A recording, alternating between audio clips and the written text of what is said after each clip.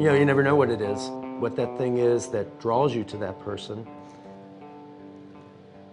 But you just let it happen, you know, and it seems odd, but you know, it's almost like going out there and letting yourself fall in love a little bit every day, letting yourself be seduced a little bit every day.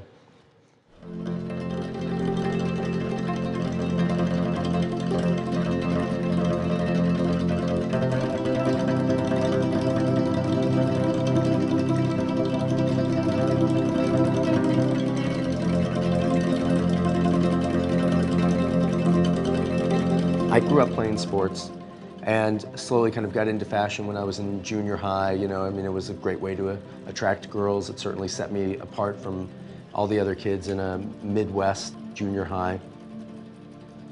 Growing up looking at magazines from 7th grade until, you know, now, without specifically trying to, I think you just pick up a visual dialogue, a visual understanding, and so it wasn't really the technical aspect of photography, but how it communicated to me, how it created certain curiosities to a kid in the Midwest who would look at Vogue or look at GQ and think, wow, that is really a different world.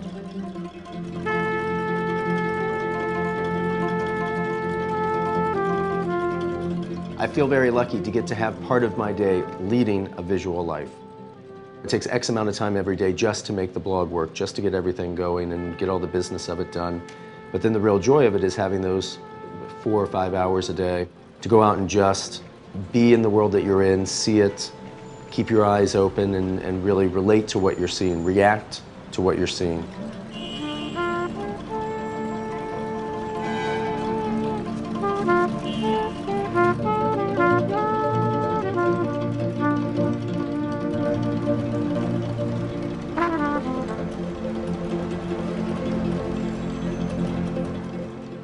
The fact of the matter is, you know, I didn't grow up dreaming to be a photographer. I didn't assist for anybody. I just kind of started doing it. So for me, it's so instinctual the way I shoot. The way I do it is just the way I do it.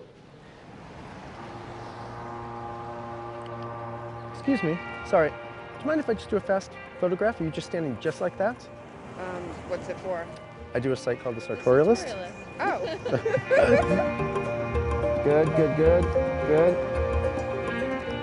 I don't see 100 images a day that I'd want to take. You know, I see 2 or 3, and so for me it's very easy to be patient and wait for those images because that's just the way I thought it was supposed to be. Thank you very much. I appreciate it. I love your site. Sorry I didn't know who you are. That's okay. It's the man behind the camera. Exactly. It's always the genius. It's easier to recognize me looking like that. Thank you very much. Have a good afternoon.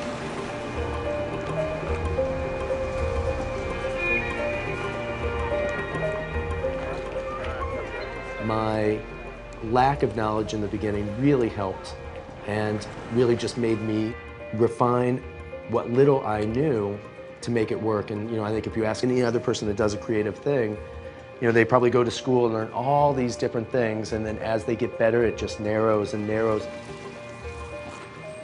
You could ask most chefs, they would need 5 ingredients, 1 pan, and a stick of butter, and they can make the best meal you've ever had. And I think that's really where most photographers would like to get to, is not to have all that other stuff, but be able to create the most beautiful image they can in the most simple way that they can. Right there, stand really straight like this.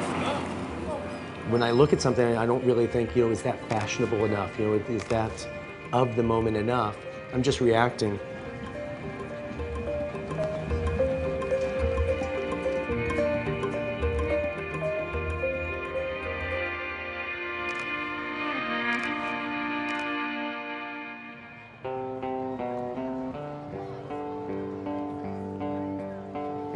In the turn of the century, there was a photographer named Lartigue who went out and shot on the street and kind of were documenting people of their time. And today, to us, a lot of those photographs seem so romantic. You know, we look at the old Lartigue photographs and we think, oh, everyone was so beautifully dressed. But if you went and asked somebody in 1910 and showed them that photograph, someone that had a real fashion point of view, and said, you know, how is this woman dressed? She might say great, or she might say horrible. She might say that's so 1905.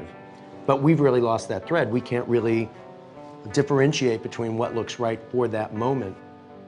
Where now, with the blog, I can take a photograph and have it up on the internet and share it with people across the world. people of this moment can comment on how they feel that looks, how that fits in, if it's of the moment, I think will look very interesting 100 years from now.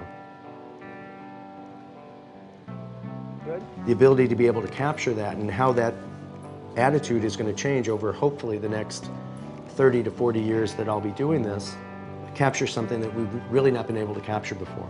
Great. Thank you very much. I appreciate it. Thank you.